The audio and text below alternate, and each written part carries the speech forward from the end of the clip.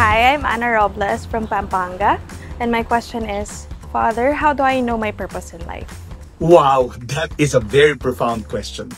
Una sa lahat, kailangan meron tayong kamalayan kung ano ba ang mga gifts o mga regalo na ibinigay sa atin ng Diyos. Ano-ano ba ang mga talento natin, and what are the things that we can and cannot do.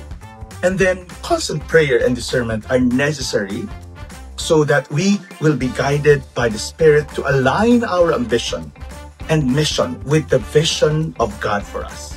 Kailangan din meron tayong mga trusted na tao na kinukonsulta upang tayo ay gabayan sa ating pagdedesisyon so that we will choose things that will lead us to the realization of our full potential and genuine happiness. Wala naman pong ninanais ang Diyos kundi ang makamtan natin ang fullness of life. Sabi nga sa John chapter 10 verse 10b, I came that they may have life and have it abundantly.